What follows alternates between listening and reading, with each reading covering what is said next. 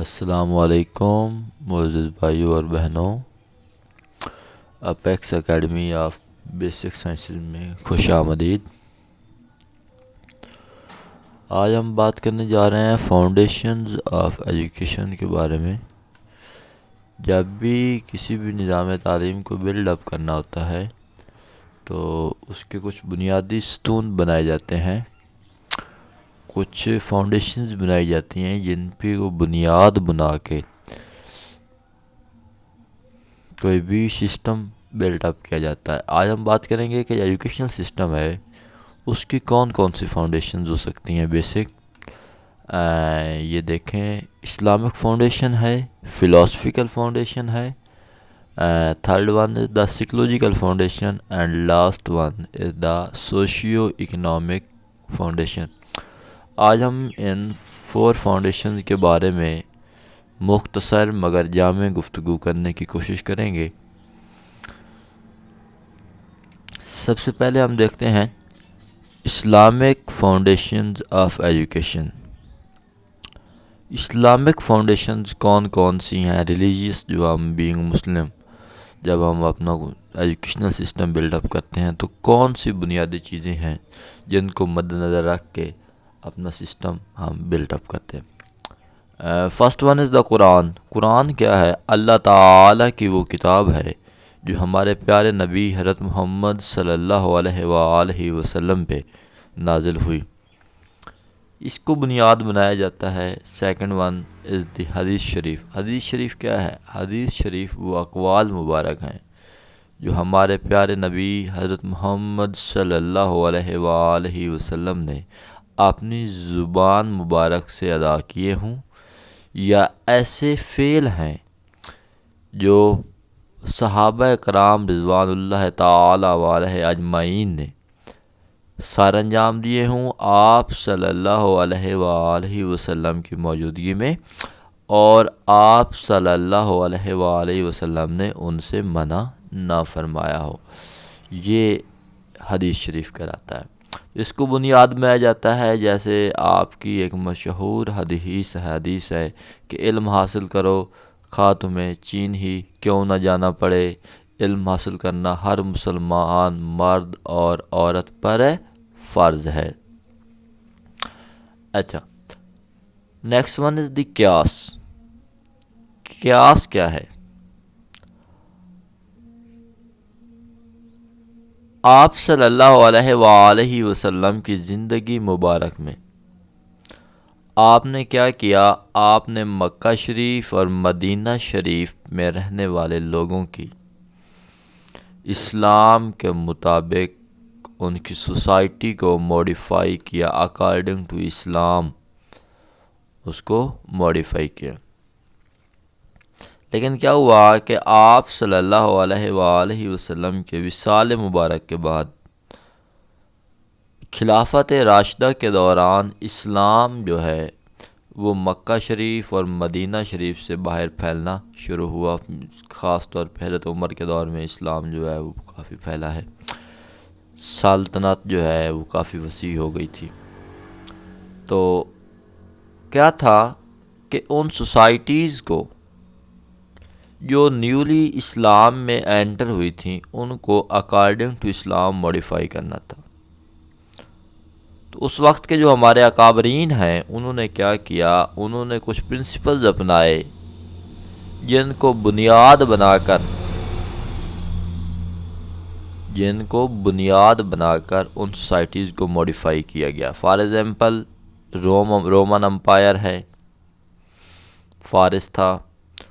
تو کیا ہوا کہ ہمارے جو اکابرین تھے اس وقت کے موجودہ اکابرین جو زندگی میں تھے، انہوں نے ان اصولوں کو اپناتے ہوئے بیسیکلی اسلام کو اپناتے ہوئے استعمال کرتے ہوئے بقیہ سوسائٹیز جو نیولی اسلام میں انٹر ہوئی تھیں ان کو موڈیفائی کیا۔ تو یہ جو رول ہے، یہ جو وے آف موڈیفیکیشن ہے، یہ قیاس کہلاتا ہے۔ لاسٹ ون از دی فقہ۔ فقہ کیا ہے؟ انڈرسٹینڈنگ آف دی شریعہ، شریعت کو سمجھنے کا نام فقہ ہے۔ مختلف اکابرین نے اپنے انداز فکر سے شریعت کو سمجھانے کی کوشش کی ہے، جس سے مختلف مکتبہ فکر وجود میں آئے ہیں۔ یہ 4 بیسک فاؤنڈیشنز ہیں جن کو بنیاد بنا کے ہم ریلیجیس اپنی جو پرپس ہے دین تعلیم کا اس کو مکمل کرتے ہیں۔ Next one is the philosophical foundations. Philosophy کیا ہے؟ Love for wisdom.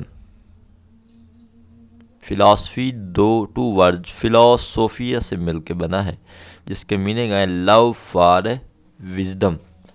فلاسفی کا کام کیا ہے؟ فلاسفی کو استعمال کرتے ہوئے کسی بھی ایجوکیشنل سسٹم کے گولز متعین کیے جاتے ہیں، آبجیکٹو متعین کیے جاتے ہیں، ڈائریکشنز بنائی جاتی ہیں۔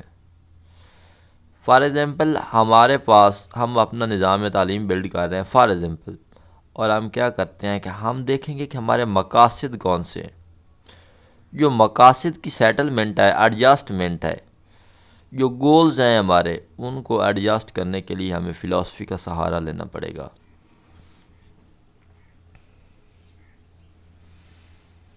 یہ کچھ پوائنٹس لکھے ہوئے ہیں، ان کو دیکھ لیجئے گا۔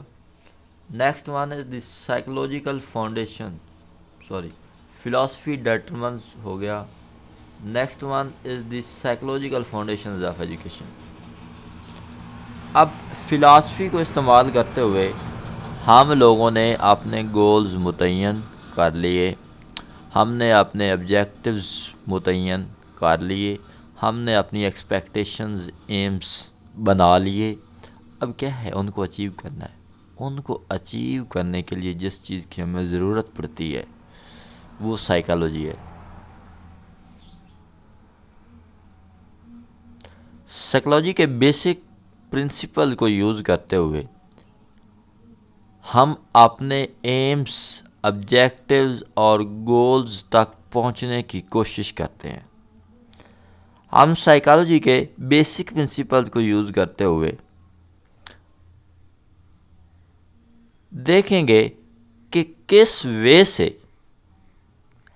ہم زیادہ آسانی سے اور زیادہ ایفیشینسی کے ساتھ اپنے آبجیکٹیوز حاصل کر سکتے ہیں۔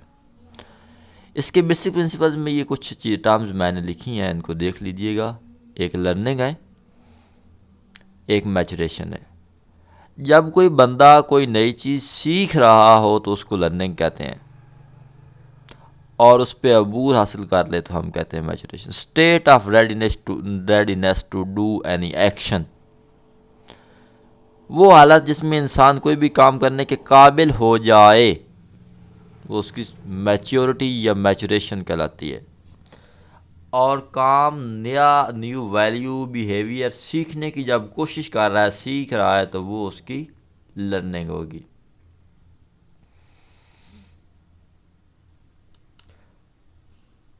یہ میچوریشن کی 2 ٹائپس ہیں، cognitive maturation and physical maturation.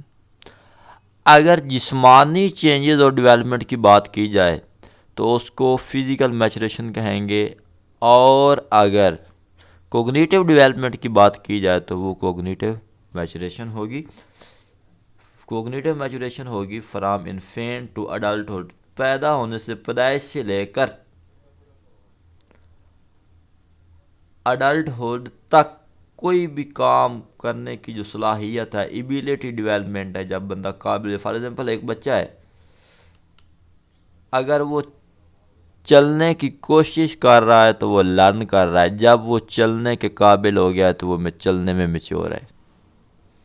ایک بچہ ہے، وہ کھانے کی کوشش کرتا ہے لیکن وہ اس سے کھایا نہیں جاتا، وہ کوشش کر رہا ہے، وہ لرن کر رہا ہے۔ جب تک وہ خود کھانا کھانے کے قابل نہیں ہو جائے گا، وہ لرن کر رہا ہے۔ جب قابل ہو جائے گا تو وہ ایٹنگ میں اسٹیٹ آف میچورٹی پہ پہنچ جائے گا۔ لاسٹ ون فاؤنڈیشن کے بارے میں جب ہم بات کرتے ہیں وہ ہے سوشیو اکنامک فاؤنڈیشنز۔ اس کا بھی بڑا اہم رول ہے کسی بھی ایجوکیشنل سسٹم میں۔ یہ کیا ہوتی ہے؟ جب کسی بھی نظام تعلیم کے لیے ایمز، آبجیکٹیوز اور گولز متعین کیے جاتے ہیں تو ان کی سوسائٹی کے ساتھ کوآرڈینیشن ہونا ضروری ہے۔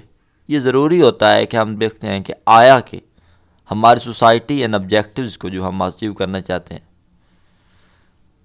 ایکسیپٹ بھی کرے گی یا ریجیکٹ کر دے گی۔ کیا سوسائٹی اس میں انٹرسٹڈ ہے؟ کیا سوسائٹی اس سے مینٹین رہے گی؟ سوسائٹی، ہمارا کلچر چینج تو نہیں ہو جائے گا؟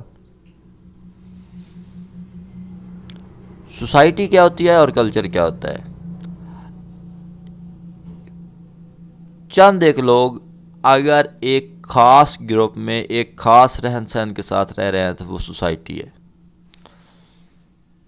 اور اگر ان کی اس میں ہیبٹس، آئیڈیلز، بلیفس اور تھنکنگ، ویز آف تھنکنگ کو بھی شامل کر دیا جائے، مکمل ان کے عقائد، تو ان کا کلچر بن جائے گی۔ یہ ڈیفینیشنز لکھی ہوئی ہیں، ان کو دیکھ لیجئے گا۔ Next one is the social condition and education. Educational system میں سوشل کنڈیشنز کا بھی اہم رول ہے۔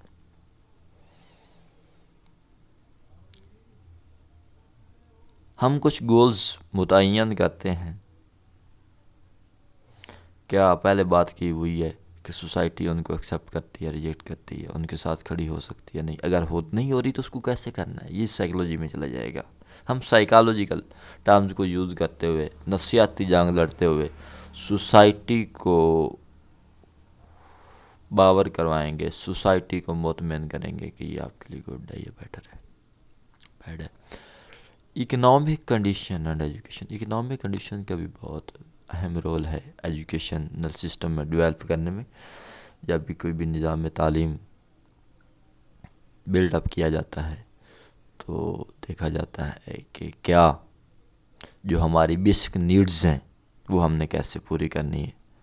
فار ایگزامپل، بچوں کے لیے فرنیچر، کلاس رومز، افرادی قوت، آئی ٹی ٹیکنالوجی،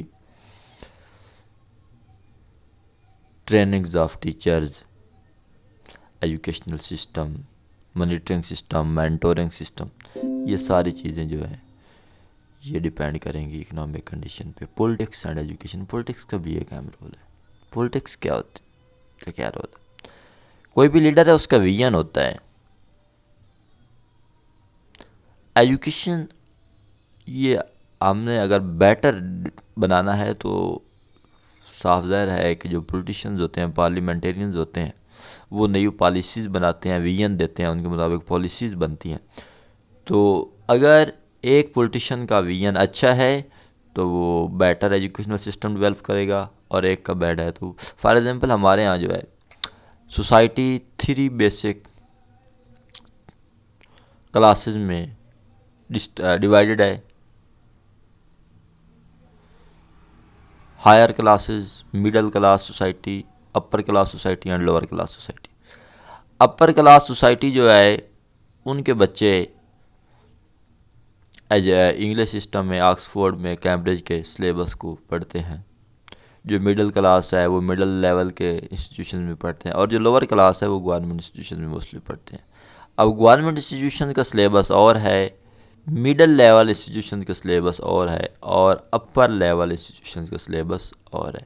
اس سے سوسائٹی کیا ہوئی ہے؟ ڈیوائیڈ ہو چکی ہے۔ تو پولیٹکس کا بھی ایک اہم رول ہوتا ہے۔ بہت بہت شکریہ آپ سب لوگوں کا۔ اللہ حافظ۔ خدا آپ سب کو اپنی حفظ و امان میں رکھے۔